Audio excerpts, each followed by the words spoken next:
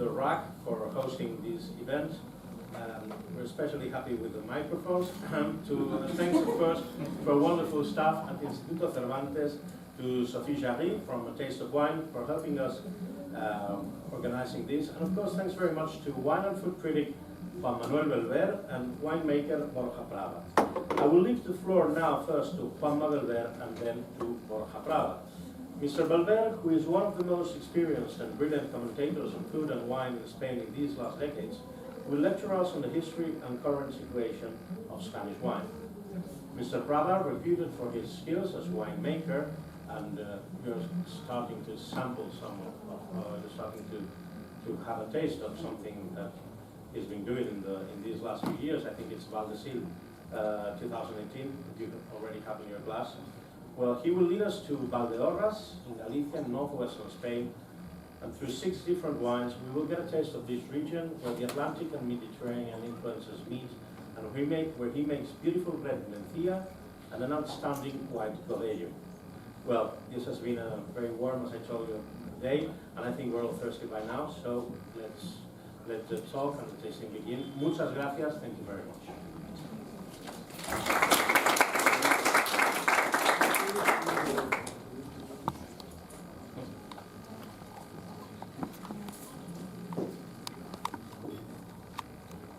How many people here talk Spanish? Amigo, not so much, Ignacio, y mi otro buen amigo. Well, my English is not very good since I lived in Vino years in Spain. It's very oxidated. It's good to share some drinks. Sería muy pretencioso llamarlo exageración. Bueno, mi speech. So, good afternoon. My name is Juan Manuel Bellver, and it's an honor for me to be here today. So thank you to Instituto Cervantes for the invitation. It's a pleasure to be here with my good friend Ignacio and my other good friend Borja. We're going to be talking about wine today, which is, as we all know, very important for Spain. So that's what we're going to be talking about in this, I wouldn't say dissertation, because it would be a bit too pretentious, but let's just call it a talk. Bueno, España es por su pasado y su presente uno de los líderes indiscutibles del mercado internacional del vino. Un bello país de vino y canciones, como lo describió amablemente Goethe en su obra Fausto.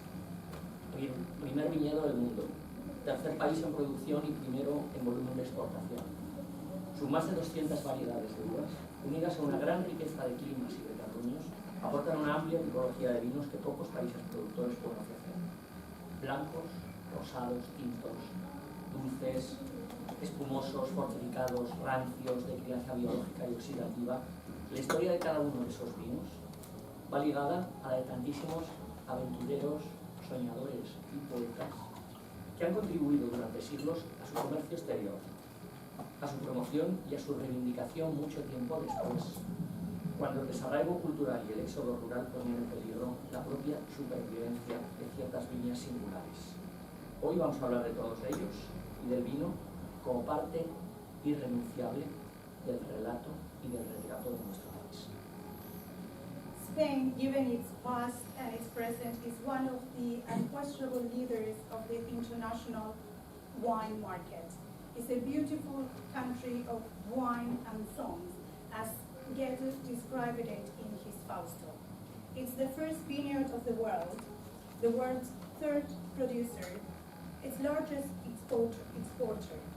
It produces more than 200 types of grapes, which, together with a diverse climate and soil, bring forward a wide variety of wines that very few producing countries are able to offer. Whites, reds, sparkling, sweet, fortified, biologically aged, and so on. The history of each of these wines is linked to that of so many adventurers, dreamers, and poets that have contributed during centuries to its trade, its promotion, and its reivindication long after cultural uprooting and rural exodus endangered its very own survival. Today we're going to be talking about all of them, and wine as unquestionable part of the landscape of our country. Hacen los cantares de la patria mía. Esto lo escribió Antonio Machado en 1902, refiriéndose a la presencia inherente del vino en cualquier manifestación cultural y social española. Vale. So wine, heart, guitar, poetry, they all fit the songs of our motherland.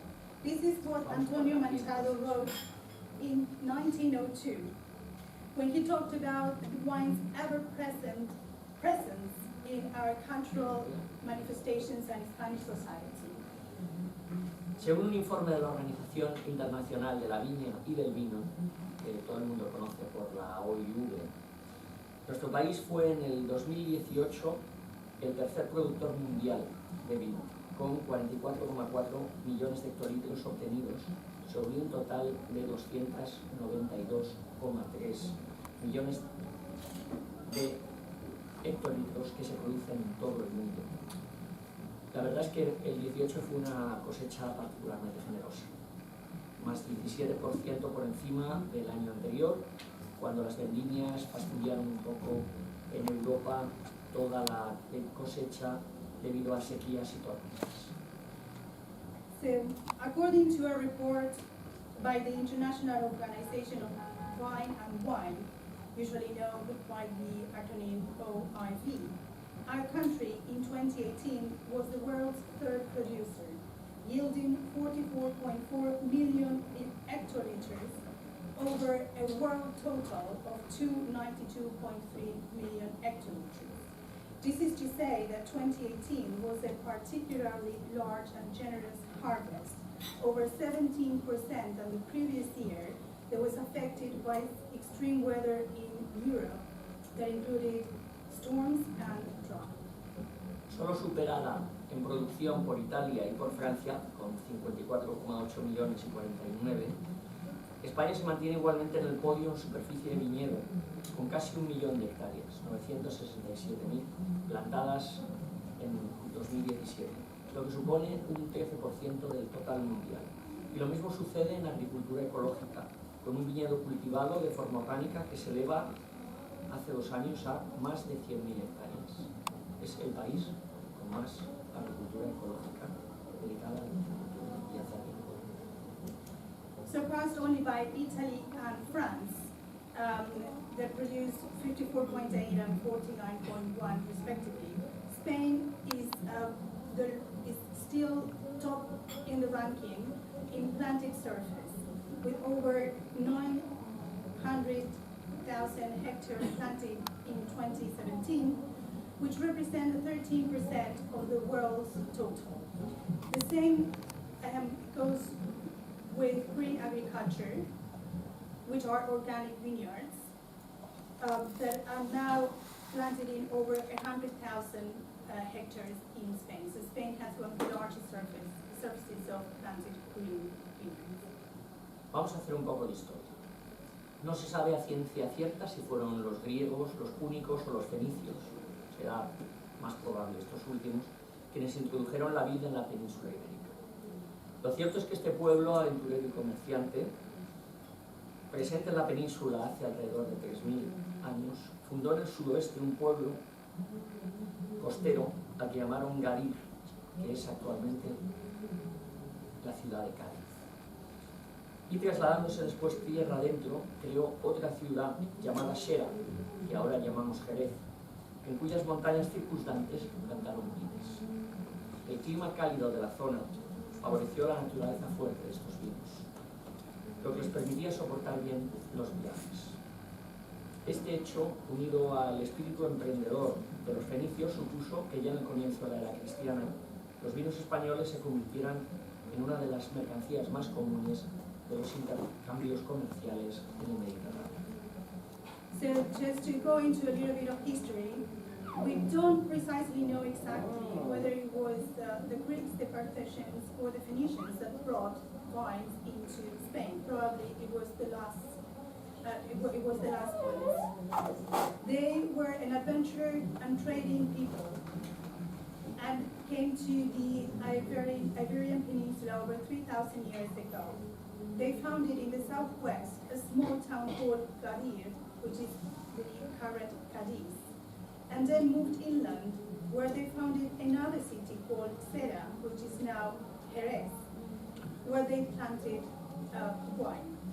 The warm climate in the area nurtured the strong nature of the wines, which were then able to undergo longer journeys. And this, together with the entrepreneurial spirit of the Phoenicians, gave birth to, at the beginning of the Christian era, wine trade all over the Mediterranean. Los romanos continuarían luego la viticultura en la península, para la cual incorporaron sus propios métodos, destacando, por ejemplo, la crianza en ánforas de barro, que confiere al vino un sabor original y distintivo. La necesidad de abastecer al imperio y a sus legiones contribuyó también a intensificar el tráfico comercial de los vinos procedentes de distintos puntos de Iberia. Y ya en el siglo I después de Cristo, Columela, en su obra didáctica de los trabajos del campo, informa sobre los modos de sazonar el vino al gusto romano o de añejar un mosto de calidad. Y otro autor de aquel tiempo, Plinio el Viejo, alaba la calidad intrínseca del vino español en su Historia natural, magna obra de 37 libros donde recogía todo el conocimiento de botánica, viticultura y enología de aquel tiempo. So the Romans will continue growing wine in the peninsula, and they brought with them their own methods, such as, for example, the use of clay amphoras, which gave wine its unique, original, and distinct taste. Now they need to supply the entire empire, to supply for the entire empire and its legions, contributing to the increase in wine trade from all different parts and areas of the peninsula. Now, in the 1st century AD, Columena, in his didactic work, Fieldworks, reported all the different methods and ways to produce Roman wine or to age good quality must. Another author around the time, Plinio the Elder, also complimented the good quality of Spanish wine in his Natural History, which was a tremendous work of 37 different volumes detailing knowledge of the use of botanicals, winemaking, and the enology of the time. Entre los pueblos de las Hispanias, dice Plinio el Viejo, los layetanos se han hecho famosos por su abundancia. En cambio, los de Tárraco y los de Lauro lo son por su finura, y los baleáricos se comparan con los mejores de Italia.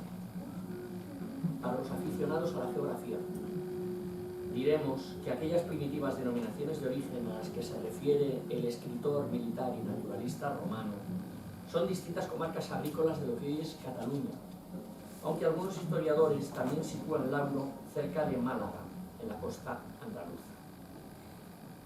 So he says, among the different wines from Hispania, the Layetan ones are famous for their abundance, whereas the ones from Taraco and Lauro are famous for their fine taste. And the Balearic ones give any Italian wine a good run for their money.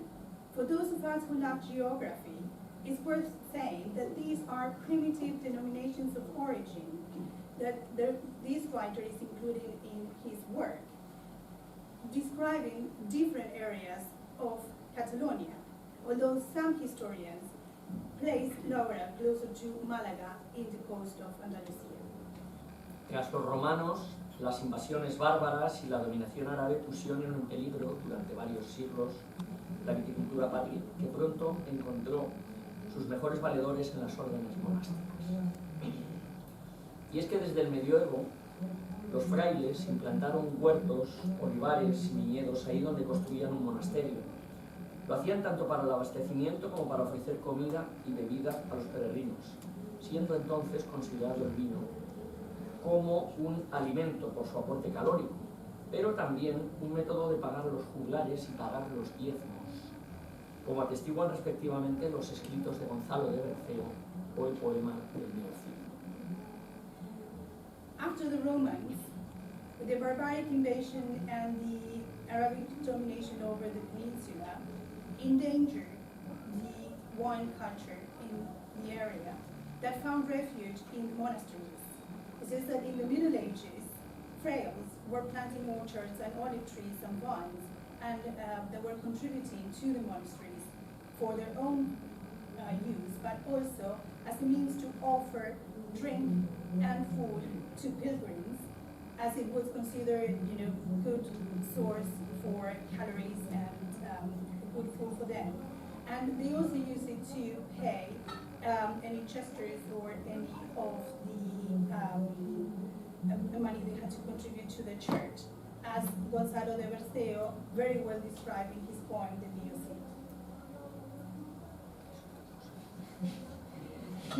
Well, as Gonzalo de Berceo, oh, sorry, or no.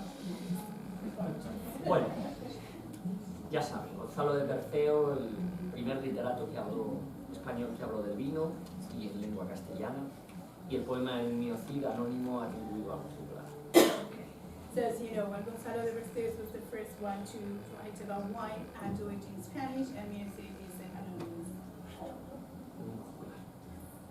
So, además de por su faceta nutritiva, estábamos diciendo, el vino fue muy valorado siglos atrás por su componente vigorizante y sanador. Esto nos lo cuenta Francisco de Quevedo y dice, abrimos comillas, para conservar la salud y cobrarla si se pierde, conviene alargar en todo y en todas maneras el uso del beber vino, por ser, con moderación, el mejor vehículo del alimento y la más eficaz medicina. Esto aconsejaba el célebre literato del siglo de oro. El mismo que en su Vida del Buscón describe cómo uno de sus personajes bebe medio azumbre de vino, que sería casi 1 litro en nuestros días, para coger valor antes de una pelea. El mismo que gustaba denunciar a los taberneros de su tiempo por aguar y encarecer el vino, y a los clérigos por darle a este un uso mayor que el de la simple Eucaristía.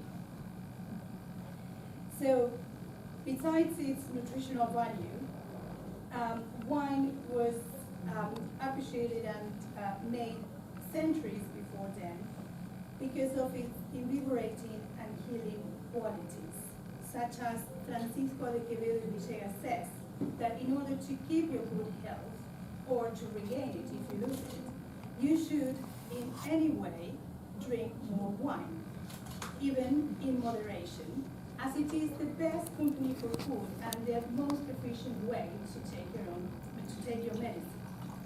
This is what he used to say back in the 14th century. He also considered, he also wrote in Vida del Buscón and described that one of the characters was drinking roughly 1 liter of wine to gain courage before a fight. And he also enjoyed picking fights with innkeepers for watering the wine, and criticized priests and members of the clergy for using wine for other things other than using the food. Tengo una traductora que no me merece. Bueno, seguimos con el clero. Ahora vamos a lo importante. La verdad es que fue aquel clero que en su esfuerzo por difundir la palabra divina sembró de viña toda nuestra geografía. La realidad actual del paisaje vitivinícola español es de una pluralidad apabullante gracias a ellos. Su situación geográfica, las diferencias climáticas y de suelos, hacen de la península ibérica y nuestras islas un lugar privilegiado para la producción de vinos de características radicalmente distintas.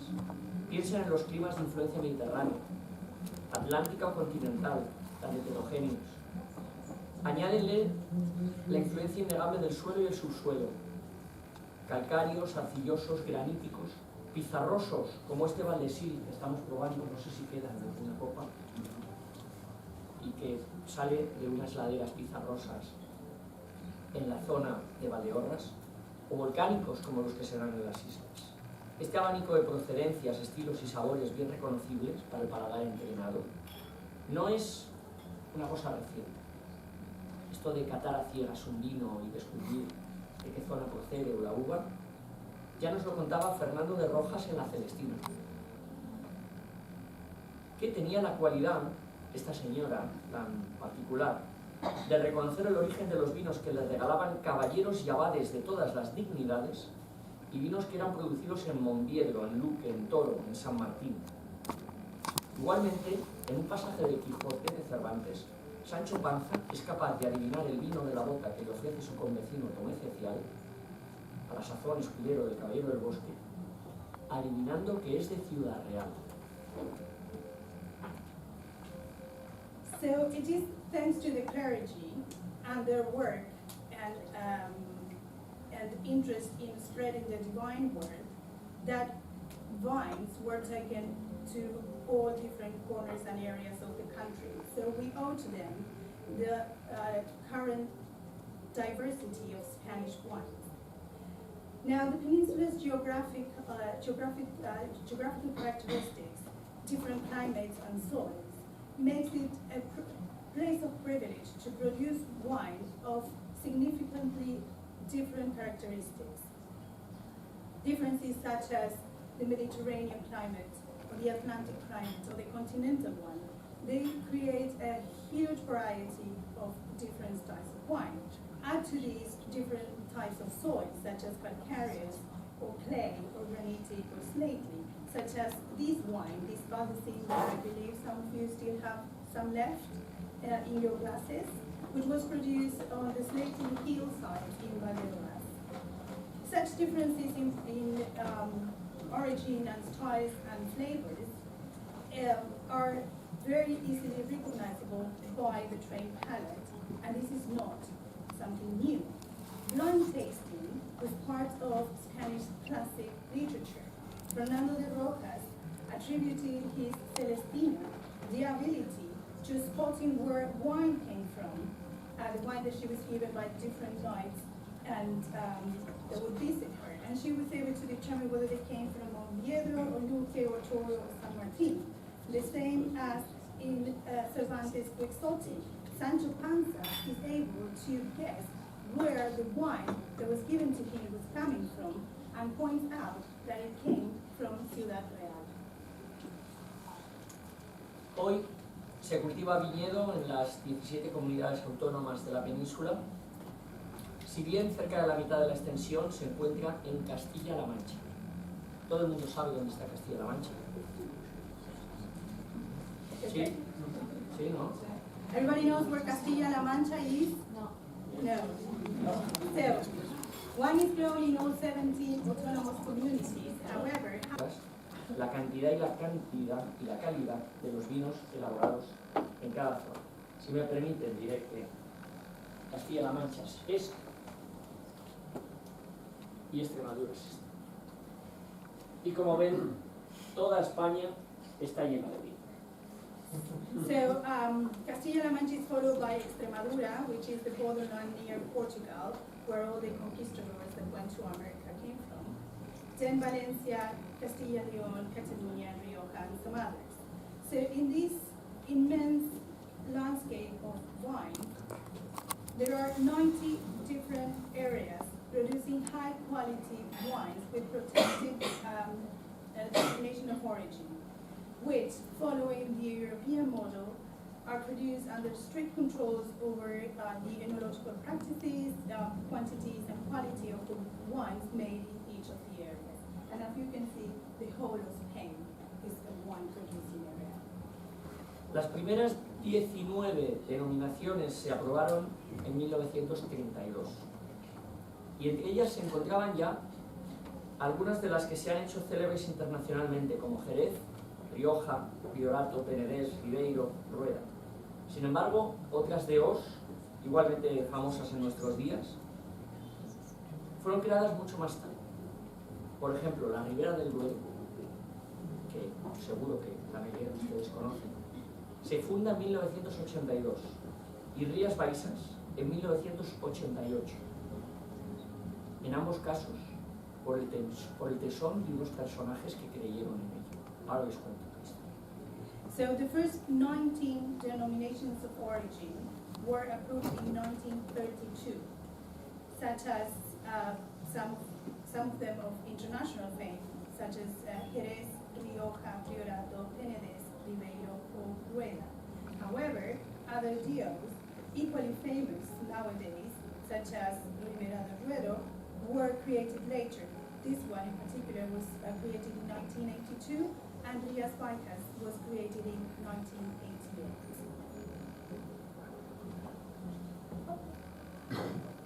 En el caso de la Ribera del Duero, cuando se funda, solo había 12 bodegas, la mitad eran cooperativas.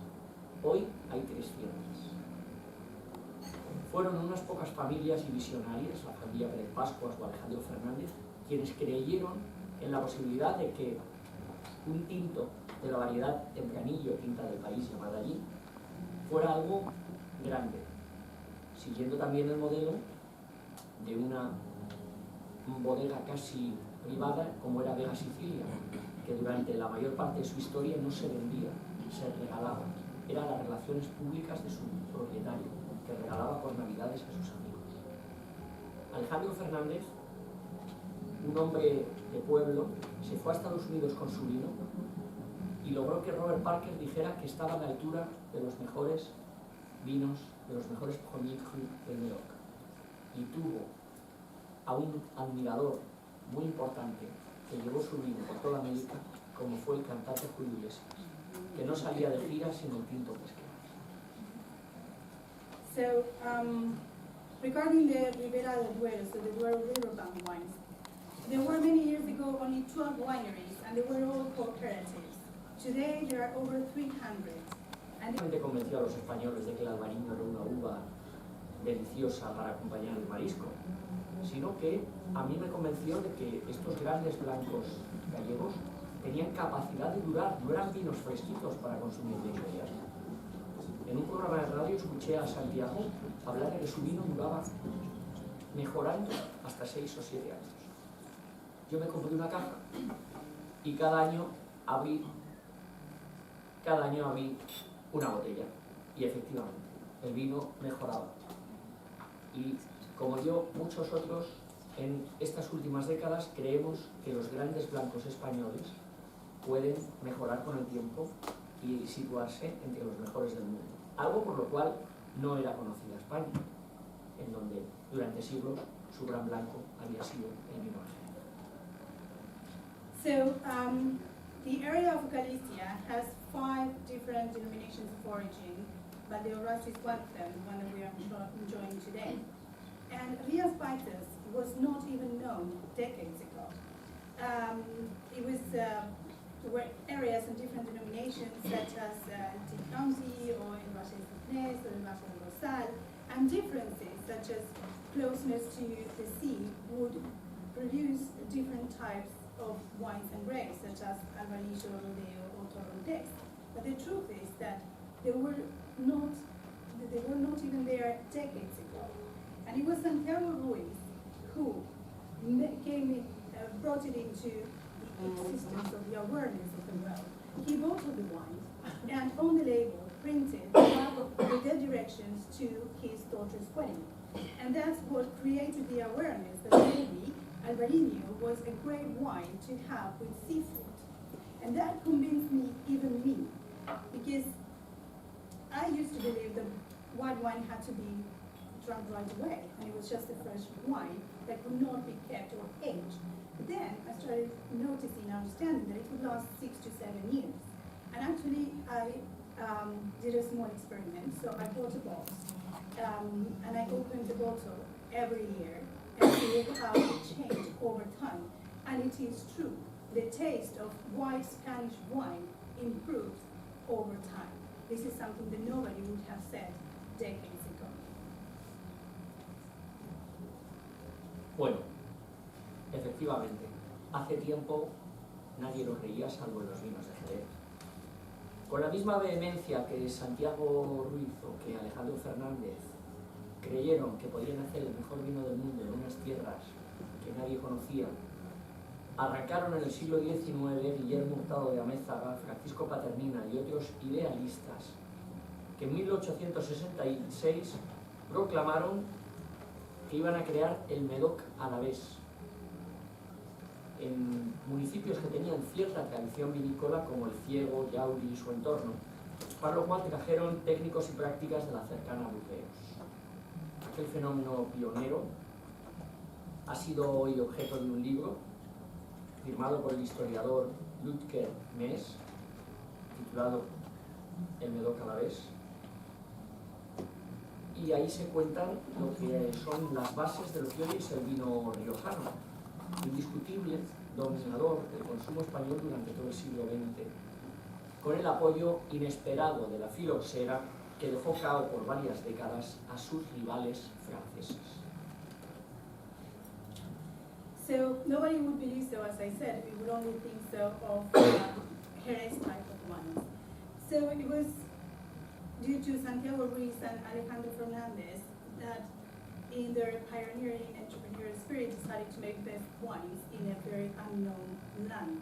People such as Pacamis and Abbas in 1866, for example, they decided to start growing Médoc Alavés in an unknown area, such as in Ciego and Yauri, and they invited experts from Bordeaux to help in their endeavors, and that's all being now reflected in a book written by historian Godello y Mencia, who in his work about the Médoc Alavés describes the origin of what we know now as Rioja, the unquestionable king of Spanish wine in the 20th century, except for the phylloxera plague that affected wine production in the 20th century.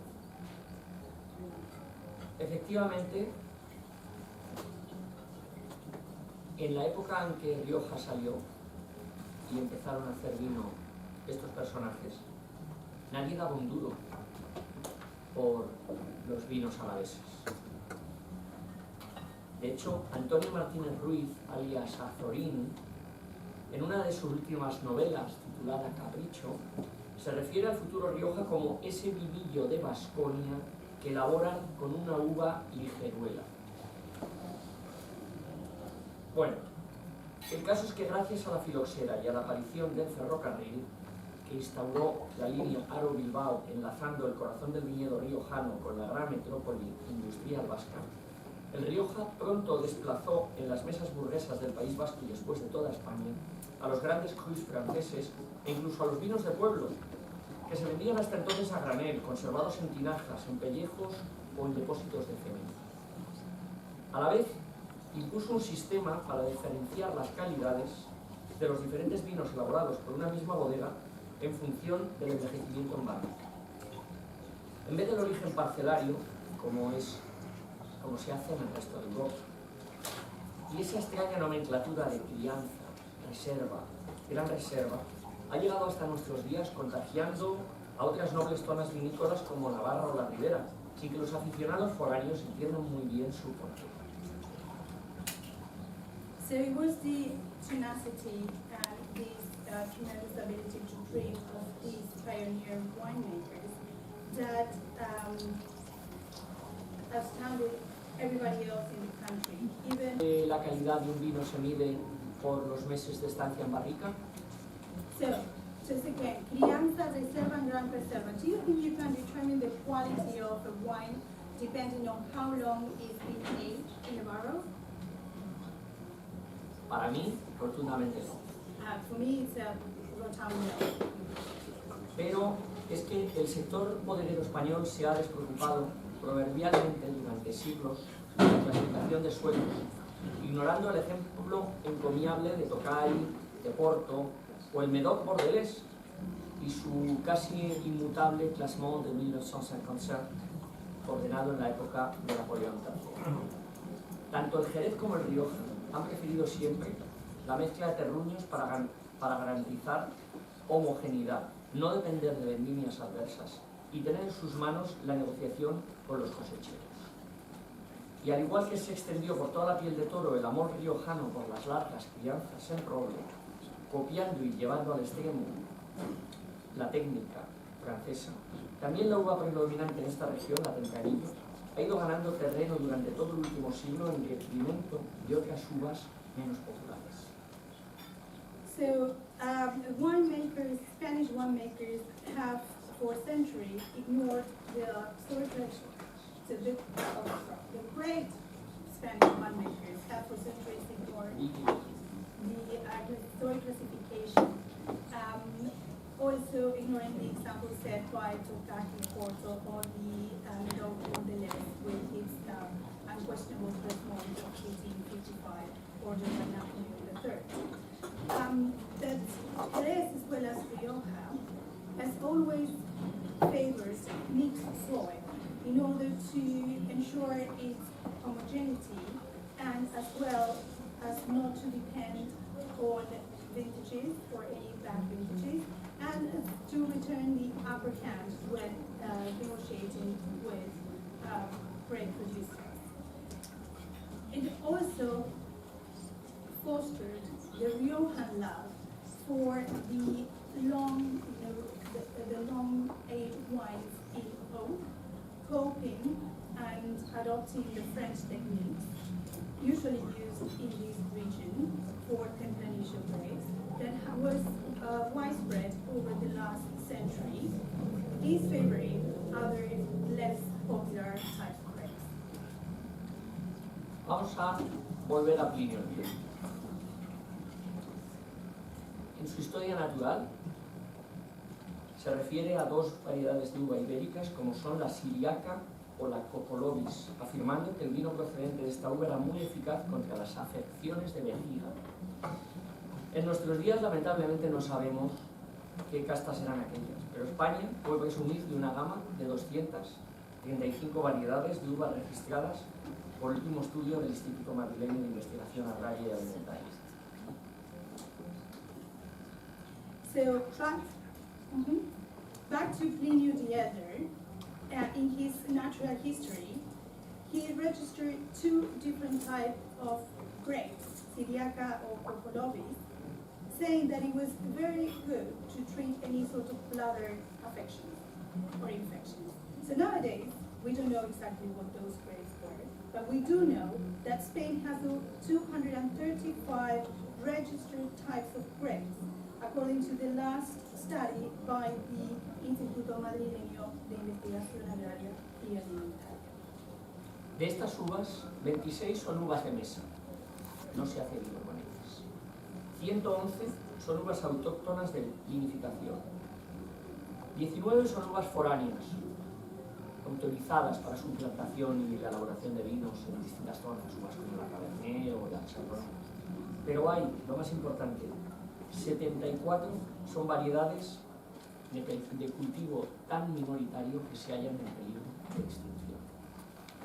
So, of all these types of grapes, 26 are just used for eating, so you don't use them to make wine. 111 of them are indigenous varieties. 19 are foreign varieties, authorized, so they're used authorized by their own denominations such as Cabernet or Chardonnay. And finally, and most importantly, 74 of them are so little used that are in danger of extinction. De acuerdo con el último informe de la Organización Internacional del Vino, las uvas más extendidas son la Airén, que es una uva blanca insípida, que sin embargo domina el 22% del cultivo en la península, que es la uva de la Mancha, pero después la Tempranillo, con casi un 21%. Y luego ya quedan atrás las demás. Bobal con un 6, Garnacha Tinta con un 6. So according to the last report by the International Wine Organization, the most grown grapes in the peninsula are Airén, over 22%. This is an insipid white grape used in La Mancha, mainly.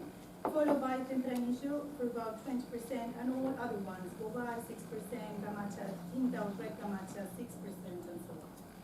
Y atención, porque la Tempranillo a la que nos hemos referido antes, desde el año 2000,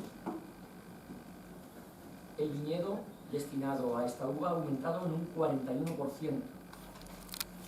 Eso a pesar de que toda la superficie de viña plantada en España ha disminuido un poco. Esto nos lleva a lo que llamamos la tempranillitis, la dictadura de la tempranillo. And it's worth mentioning that Tempranillo is, since the year 2000, is the most widely grown grape, and its planted surface area has grown over 40%. This, even so, the total planted area in Spain has reduced 15%. So this is like the birth of the Tempranillo dictatorship in the country. Esta tempranillitis se debe a la facilidad para cultivarla y venderla en el mercado interior y exterior, y supone en la historia reciente del vino español un fenómeno similar al de la Cabernet Sauvignon en el plano internacional, que ocupa actualmente un 5% de la producción mundial y es la uva líder de la agricultura planetaria. So this Tempranillo dictatorship, or Tempranillitis, if you would, is due to how easy it is to grow and sell it, both in the domestic market and abroad. And it's a similar phenomenon to that of Cabernet Sauvignon in the world and international market, which represents 5% of the world production and is the leading grape in the international market.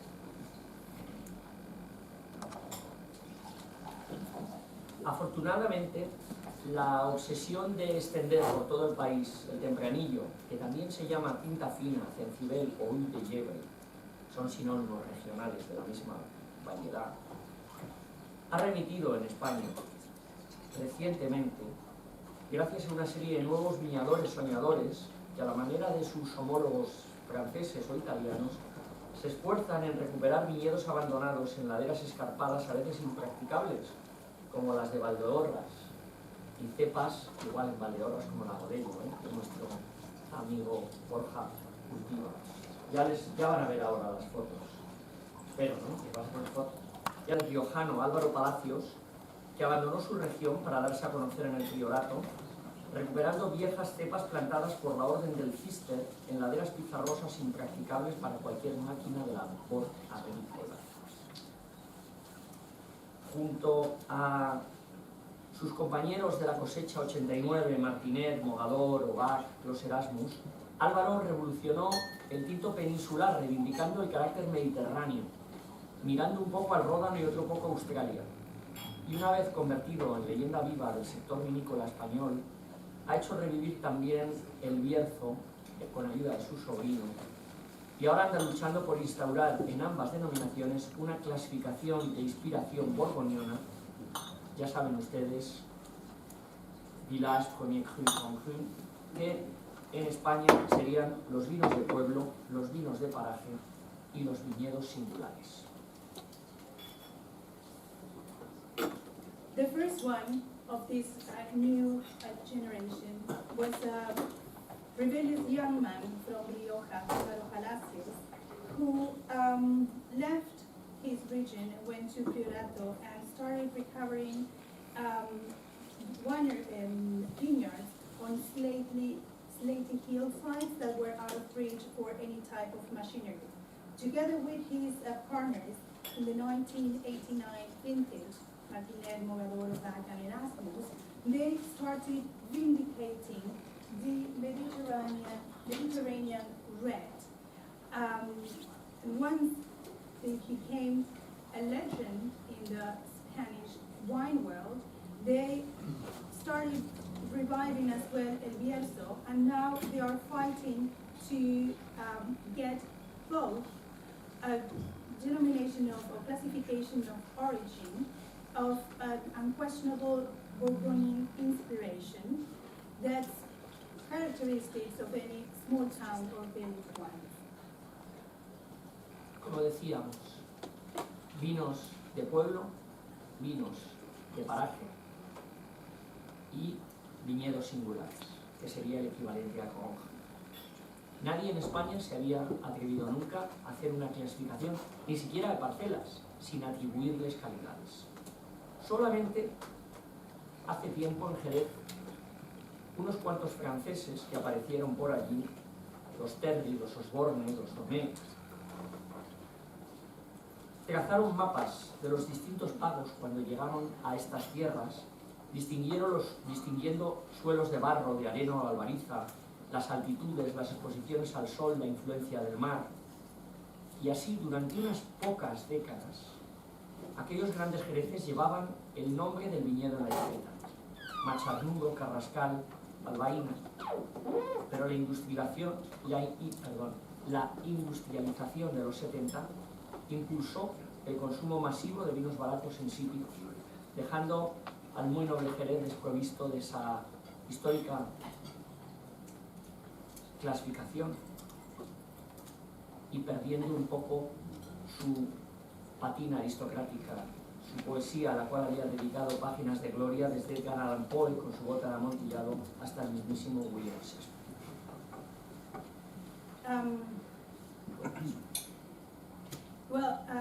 As we said, small town village wines, village wines, different ways of understanding and classifying wines.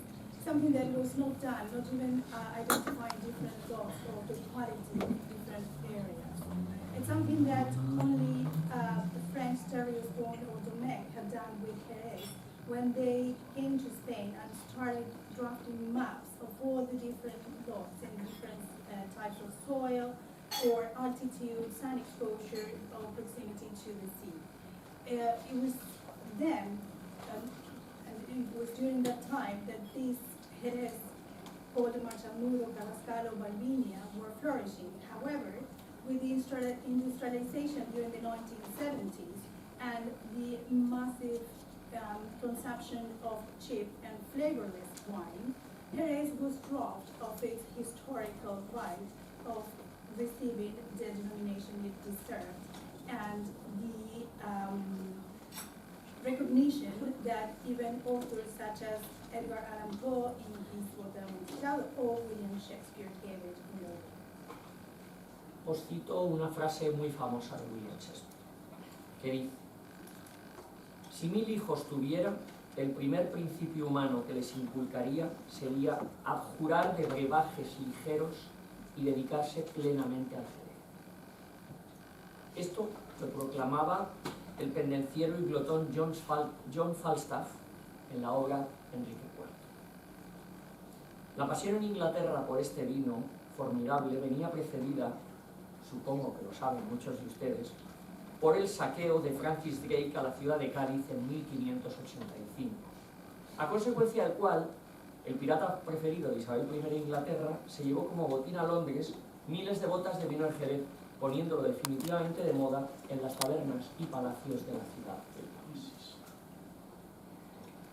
So, just to paraphrase William Shakespeare, if I had 1,000 children, the basic and most prominent human principle I would teach them would be to look away from any weak, watery wine and just enjoy Jerez. This is what Jean Falstaff roughly said in Henry IV.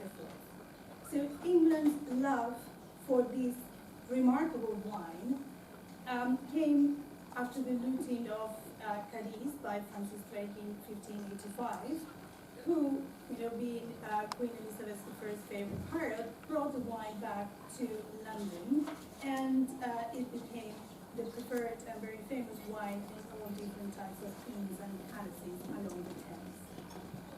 Hoy el Jerez, como tantas otras denominaciones caídas en desgracia por culpa del productivismo y la mala gestión, recupera poco a poco su protagonismo en las mesas gastronómicas de los 5 continentes, gracias a viñadores aguerridos como el equipo Navazos, como Willy Pérez, como Ramiro Ibáñez, que luchan contra los convencionalismos del mercado para recuperar la autenticidad. Y este mismo fenómeno que está ocurriendo en los Arribes del Duero, en Monterrey, en la Ribera Sacra, en la Sierra de Málaga, en la de Salamanca, en la de Gredos, en el Montsant, podría enumerar así hasta una veintena de denominaciones de origen que merece la pena explorar, sobre todo en lo que hacen pequeños productores, cercanos a la agricultura ecológica o biodinámica.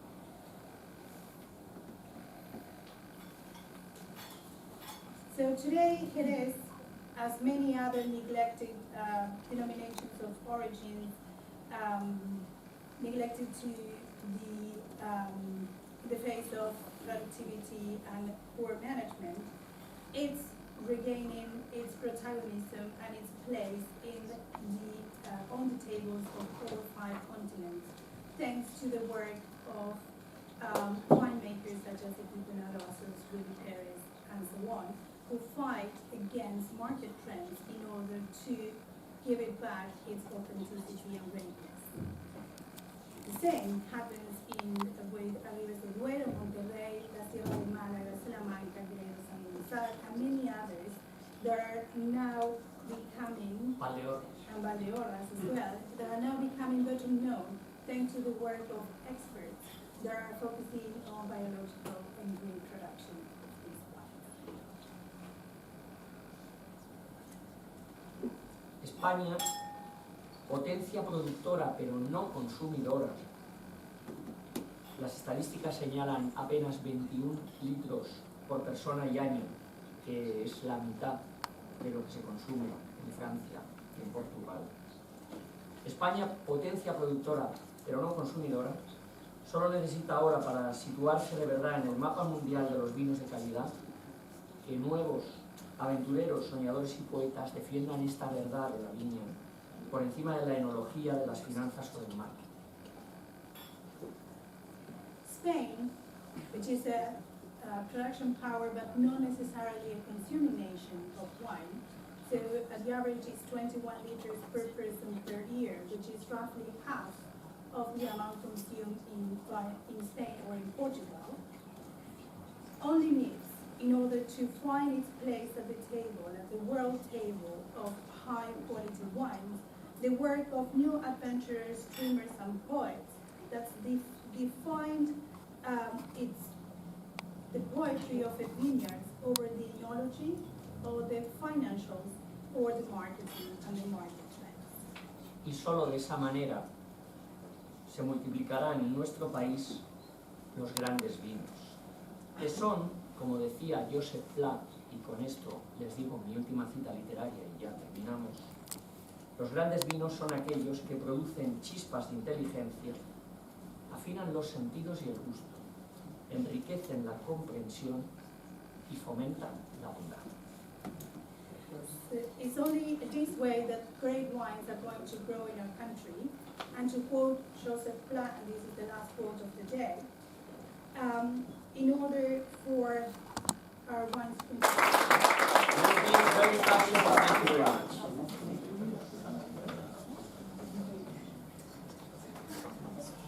Well, thank you very much, everybody, for your attention. I usually say when I organize events of a taste of wine that people don't listen to me after the 3rd wine.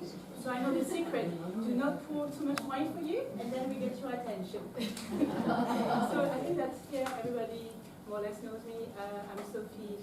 I founded the Taste of Wine. I organized 20 events, but collaboration with Instituto Cervantes tonight to bring you something different. A Taste of Wine is wine and education, learning by drinking. Usually we have even seen different menus in London, wine bars.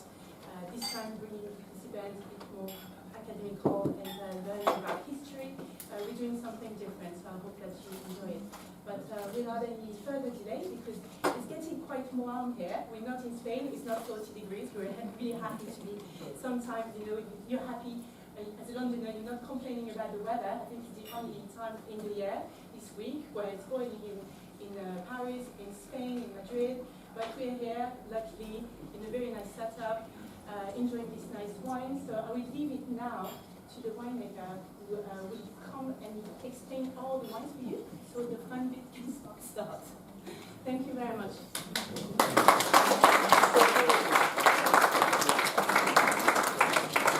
In this lecture and tasting.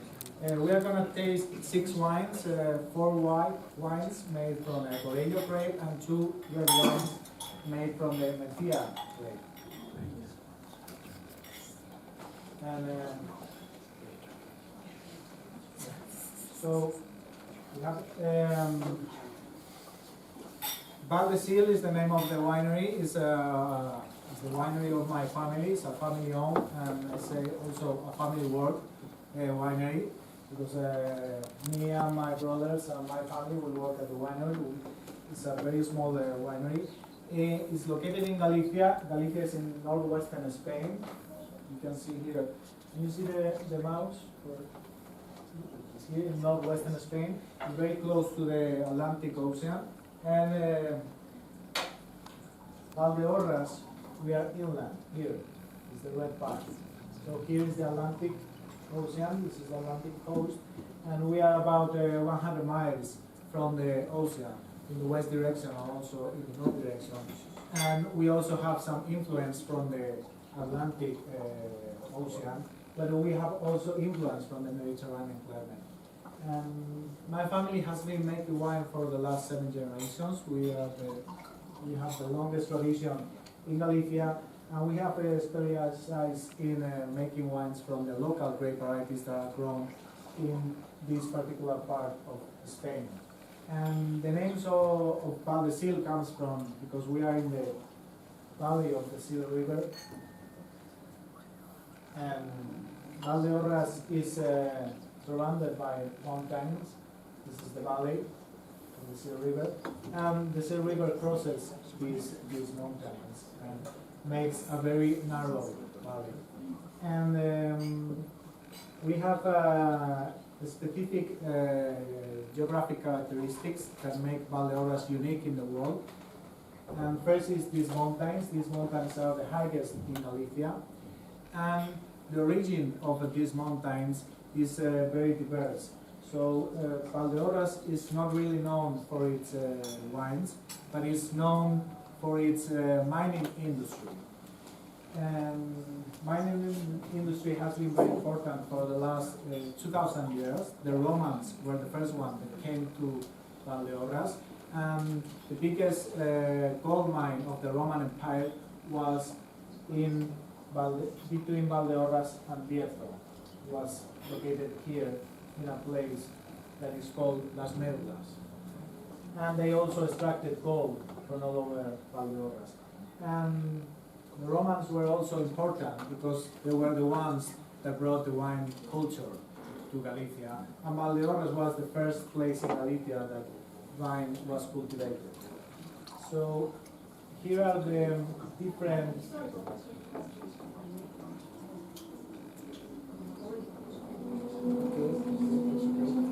and we are going to taste 3 wines from here, from Villa Martín de Valdeorras, one from Obolo and another one from la Bahía de Valdeorras. These are the different villages of Valdeorras. I'm going to just show you a few photographs of the different vineyards. This is the Pedrosos vineyard. It was planted by my great-grandfather in 1885, just after the phylloxera destroyed all vineyards in Europe. And when my great-grandfather had to replant his vineyards, he chose this particular vineyard, and he planted with one single variety, that was Godello. These vines that were planted by my great-grandfather, they are still alive. And this is the oldest Godello vineyard in the world. And all of our vineyard, this is the Godello grape. So see, it's a very small bunch, which is very tight, and the berries have an elliptical shape.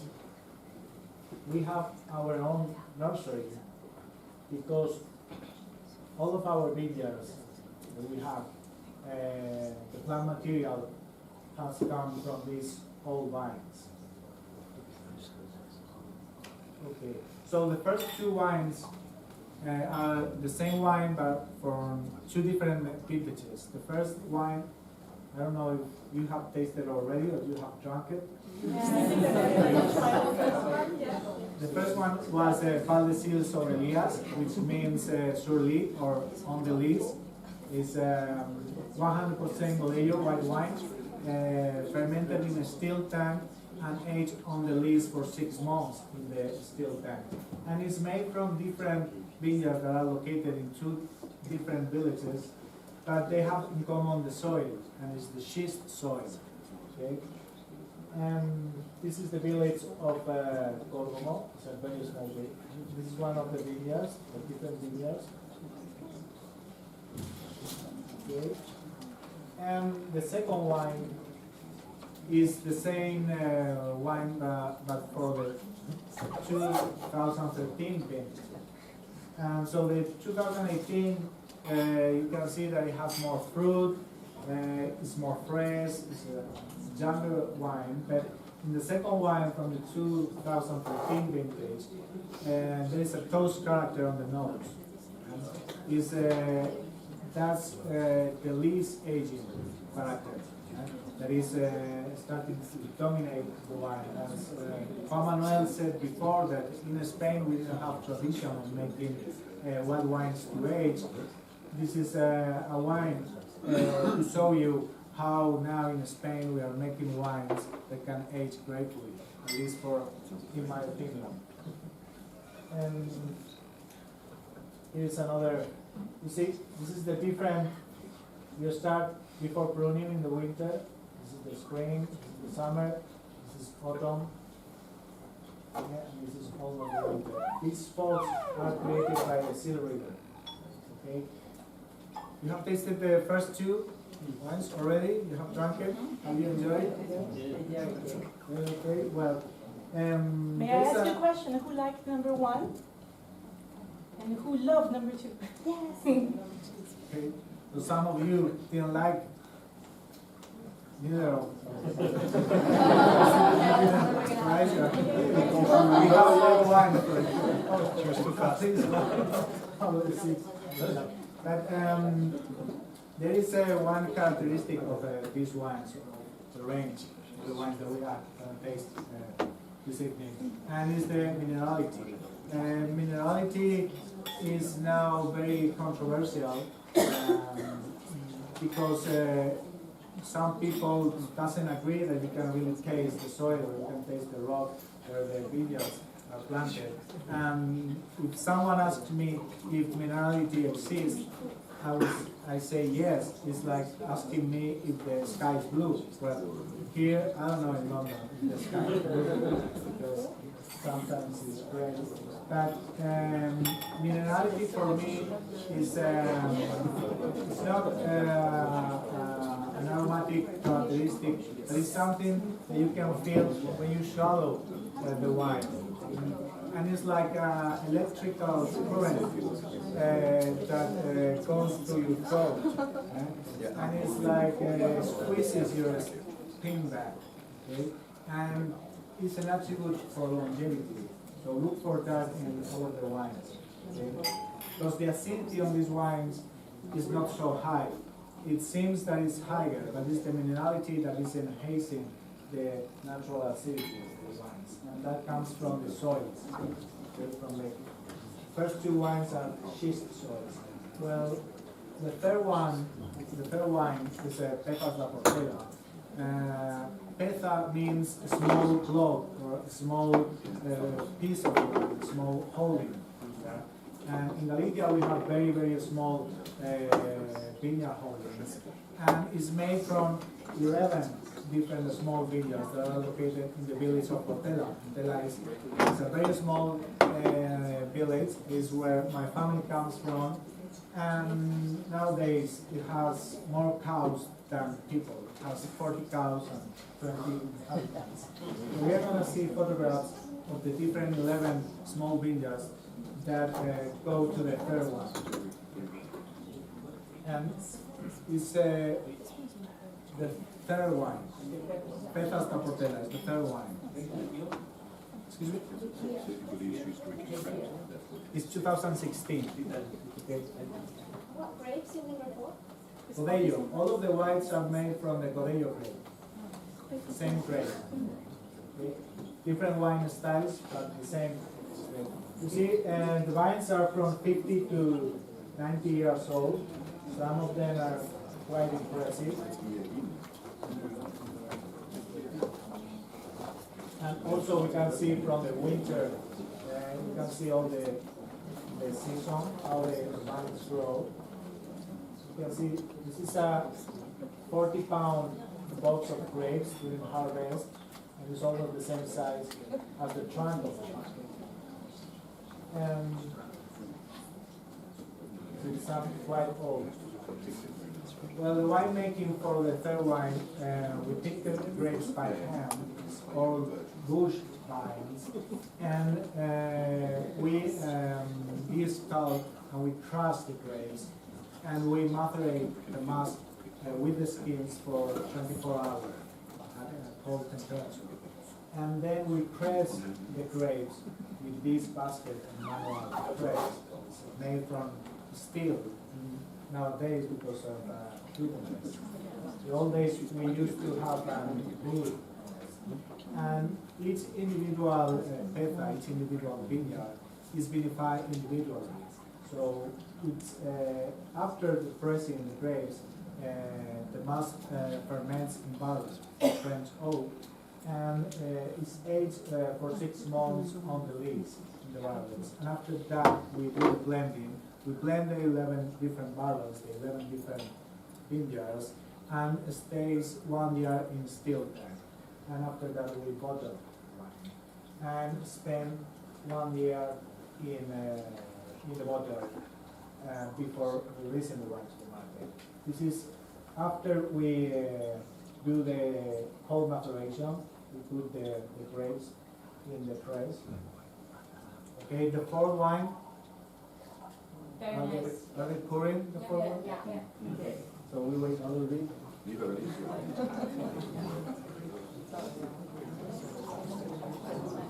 I'll just give you, I'm the one with the commercial hat, so just give you where the wines can be bought from. The first pair of wines, so Valldesil, they're available in restaurants, certain restaurants like Cambio del Tercio in Road Road, or some independent, smaller merchants, because you find it mainly in the wine society.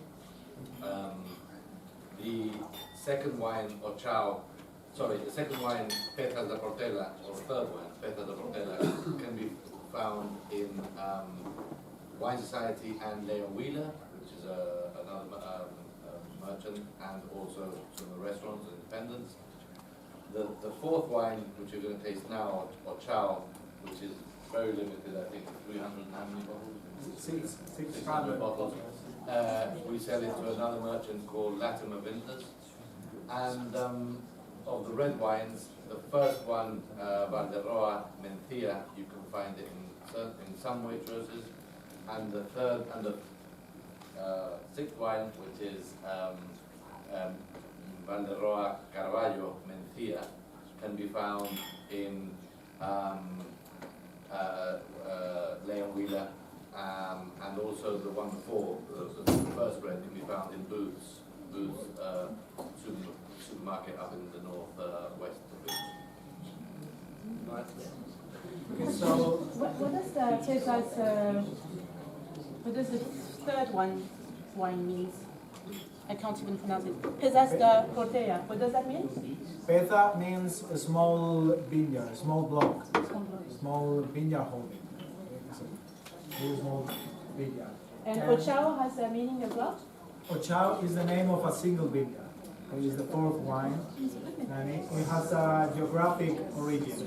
It's a specific inclination of a slope. So the characteristic of the Godello variety is not very intense on the nose. It's quite subtle, elegant, and complex. So sometimes I refer to my Godello wines as having a feminine character on the nose, because it has the characteristic of a great woman, complex, with elegance, with finesse, and subtle, but it has a masculine character on the palate, because it has a great body, it has a long finish, it has a great structure. So, Personally, I would say the other way around. Personal opinion.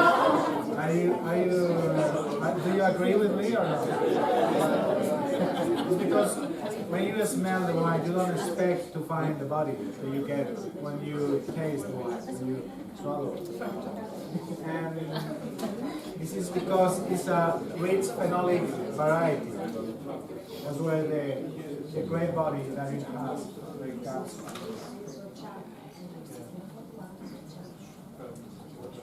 Well, the fourth wine is also from the 2016 vintage, and the winemaking is the same as the previous one, as the third.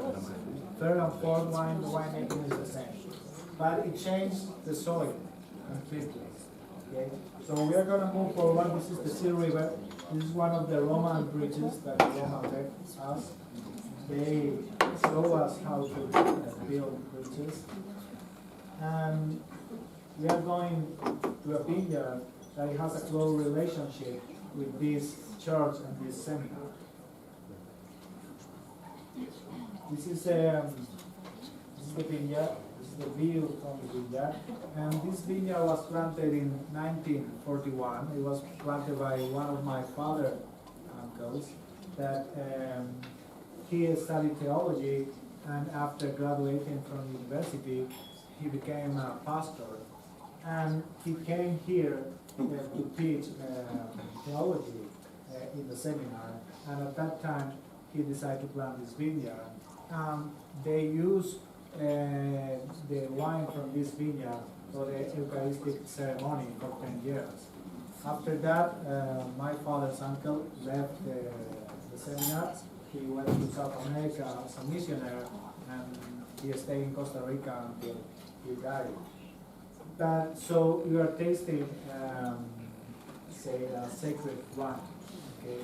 And it's a very limited wine. It's a single vineyard and a single barrel wine, or just 500 liters made. It's just 642 bottles.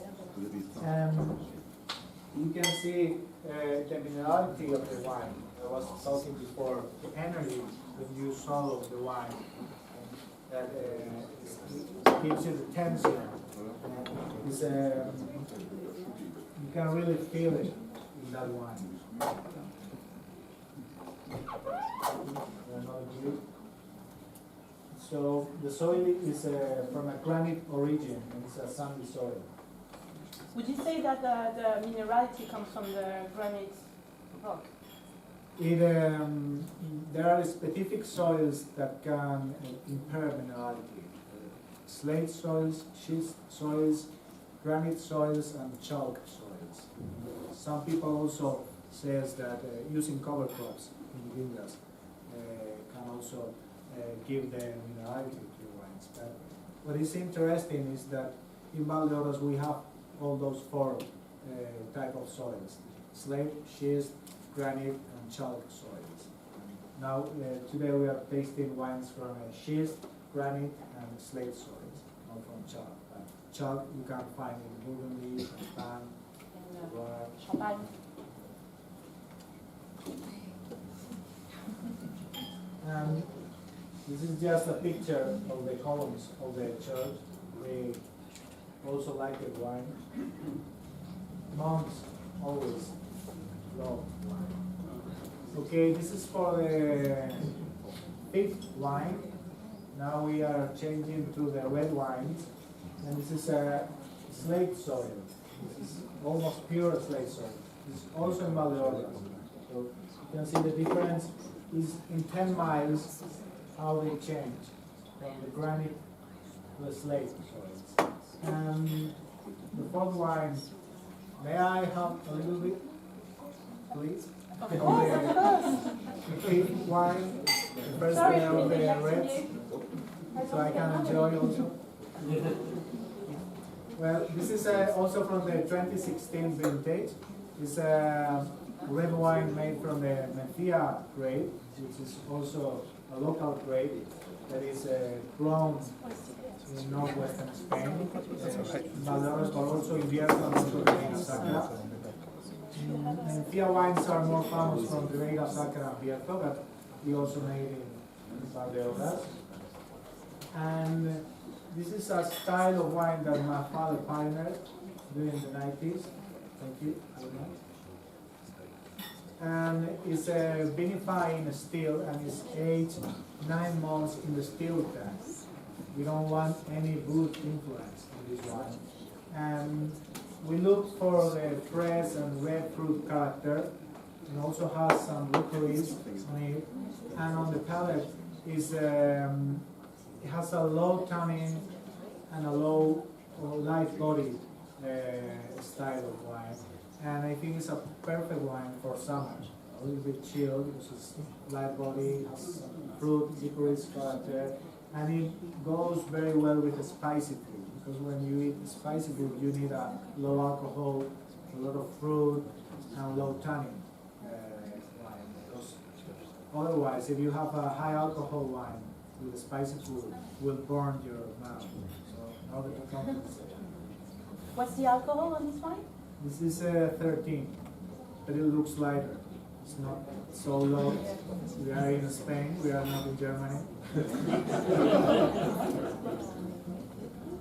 Also, Galicia is quite a cool flag.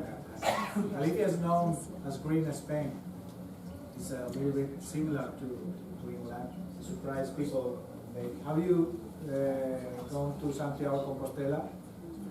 El Camino de Santiago? No? You should.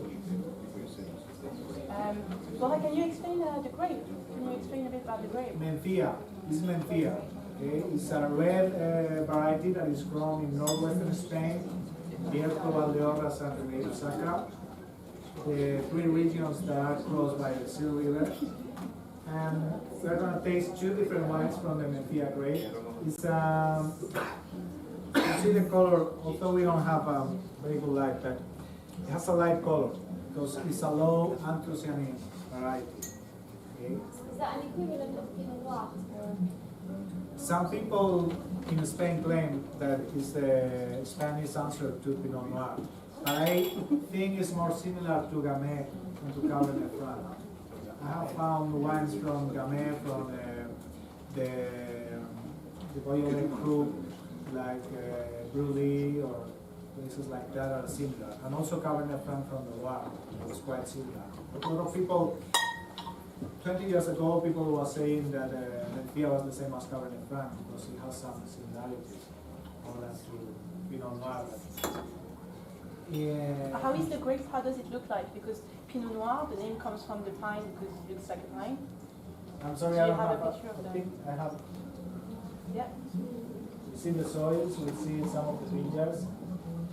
Here is a photograph of the harvest of the grape.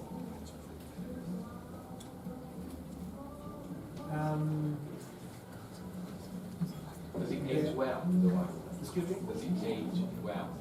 Well, now we are going to taste 2015.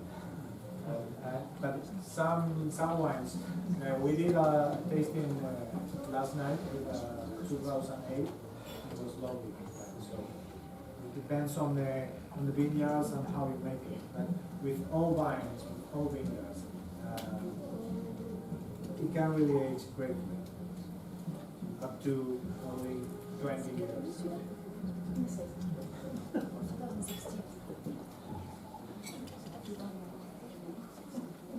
2016.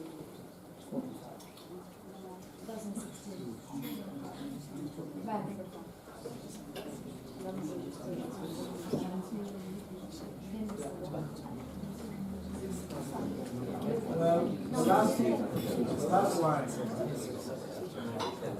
of the tasting, maybe it's not the last wine of the day. This is from the 2015 vintage. The 2015 vintage was a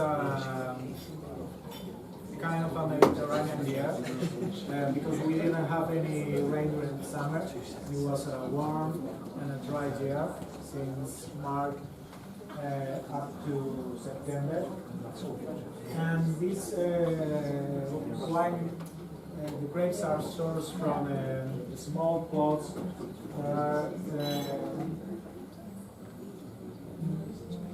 They were planted quite high in altitude. This is one of the vineyards, and also from very old vines, and in very steep slopes. So How old are the vines? from 60 to 100 years old, depends on the vineyard. And it's becoming a problem to work in these vineyards because young people doesn't want to. I have now problems for chicken rates. Normally I have 10 to 15 people that come every year, and they know these vineyards, and they say, Borja, we are not going to the steep slopes. Bring new people, and you cheat them and send them to the steep slopes so they can suffer. You see, they're standing vertical. And I can tell you that the photograph doesn't really honor the steepness of the slope. Quite old vines, also the slate soils.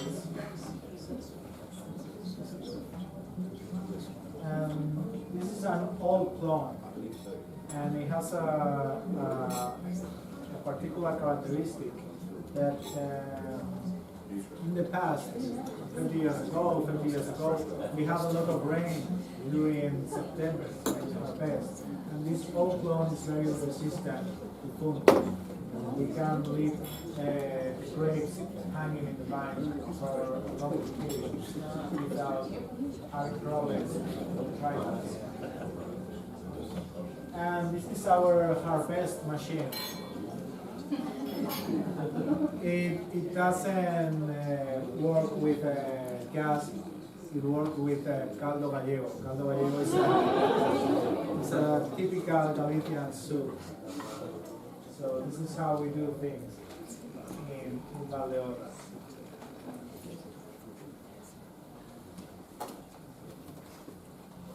You have the second one?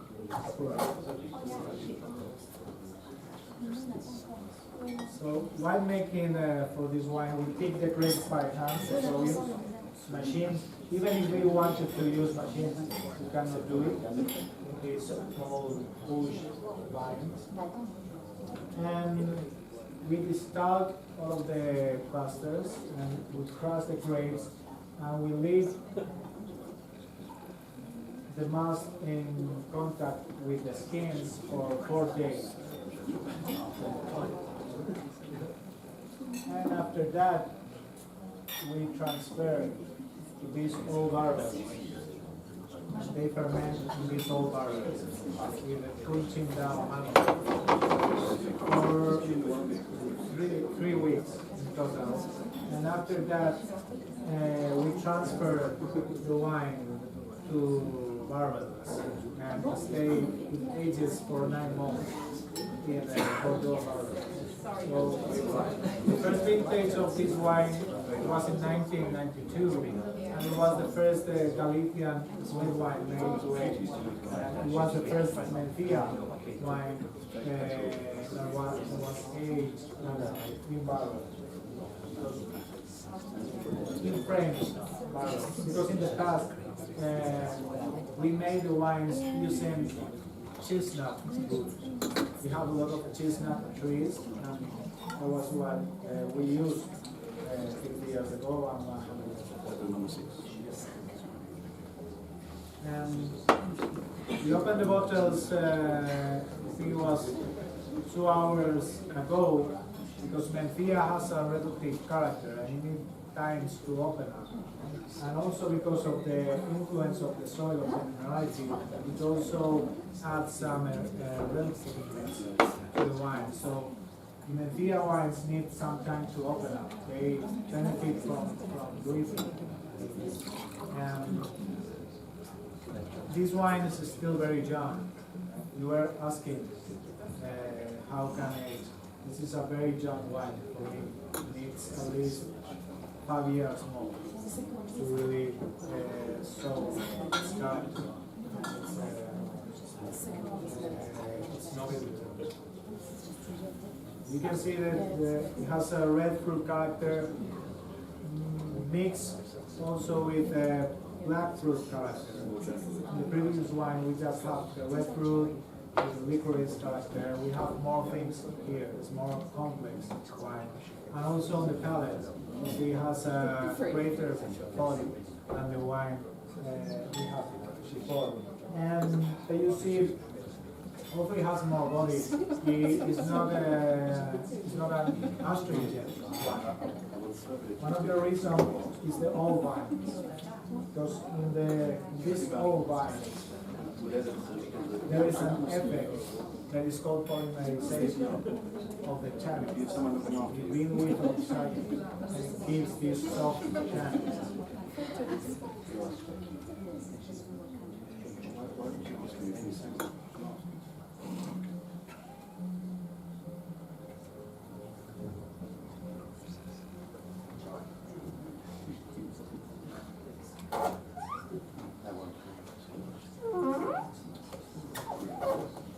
And this is it.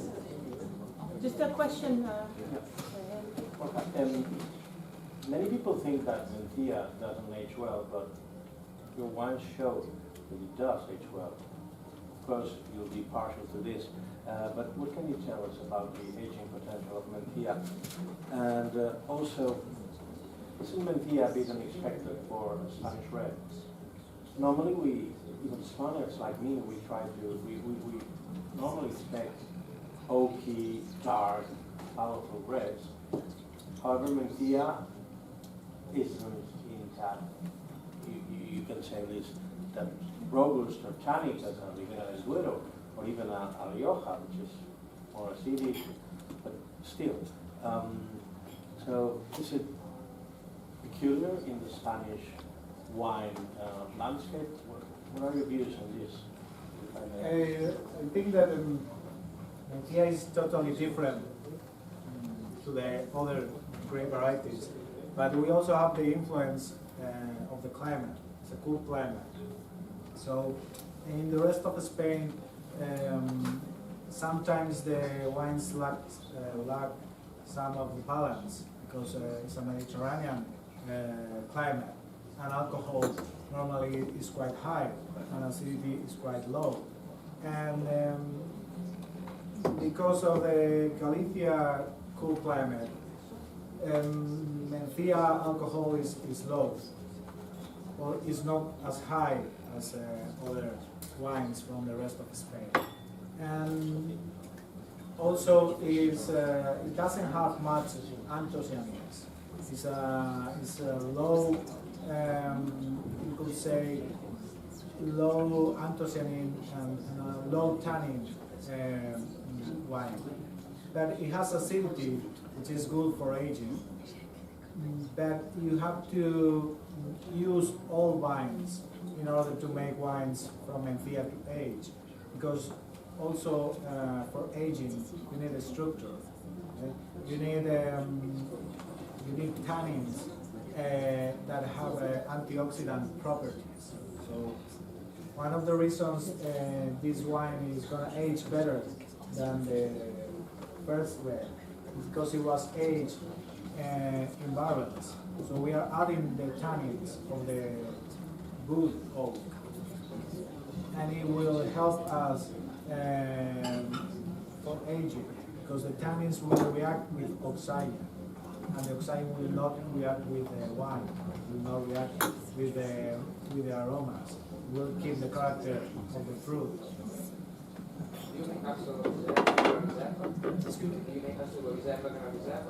No.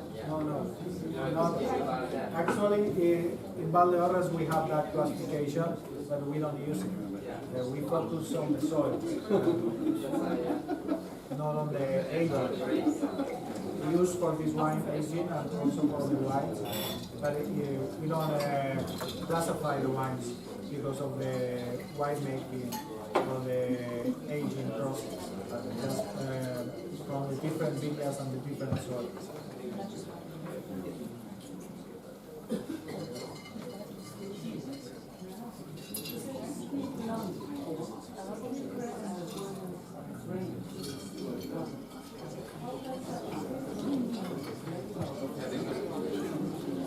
Normally the flavor is more concentrated because you get flowers.